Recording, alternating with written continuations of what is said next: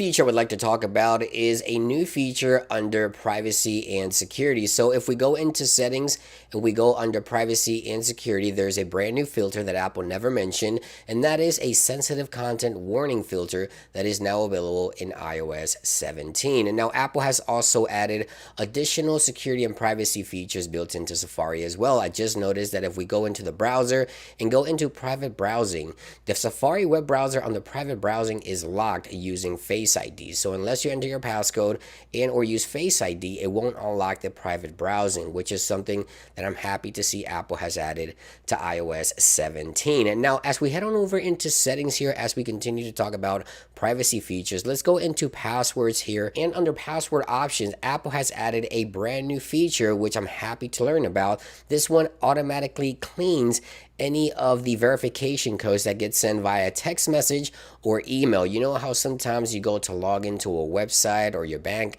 and you have that code that you have to enter, the verification code. Sometimes those messages just pile up in message or on your email app. Then this will automatically now remove those and clean those out of your device without you having to go back and remove them yourself. Again, that's going to be under the password settings, and under password options, there it is, clean up automatically for verification codes. Something really cool. Now the next feature I want to talk about has me very excited because I can't wait to see what developers will do with interactive widgets. Now when Apple introduced iOS 17 and announced it alongside iPadOS, they mentioned that iPadOS would get interactive widgets. However, they never mentioned that the iPhone was getting the same treatment. However, iOS 17 does feature interactive widgets on the iPhone, and I can't wait to see what developers will do with this one. As you can see there, I can play and pause the music.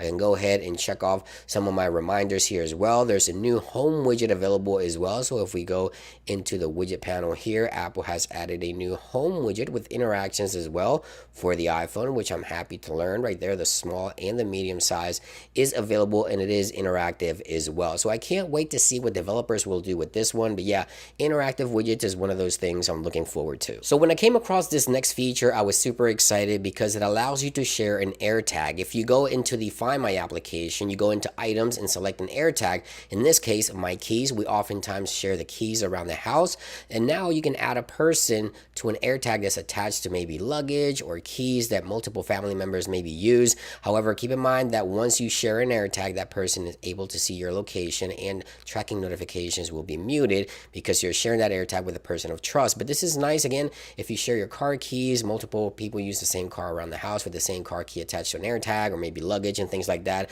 So sharing AirTags is a new feature that Apple didn't mention, available within iOS 17. And now another great feature within Apple Music, aside from sharing Apple Music in the car, is now crossfade between songs. So basically, if you have a playlist, a song will crossfade one to the other so that you don't lose the beat and the rhythm stays going. It's a really cool feature built in to the music application in iOS 17, which I really like as well. Now, last but not least, another feature that Apple never mentioned on their keynote is the ability to now ping your Apple Watch. So if you lose your Apple Watch, you now have the ability to go into the control center here, and you have a new option to add right there, ping Apple Watch. And this basically allows you to go into control center if you can't find your Apple Watch and have that sound play just like that, and you can find your Apple Watch in case you ever lose it. So yeah, that is another feature that Apple has never mentioned. Now I'll continue digging around the software to share additional features with you guys, but these are some of the iOS 17 features Apple did not tell you about. Let me know what you think about these in those comments down below. I hope you guys have a great day, and I'll see you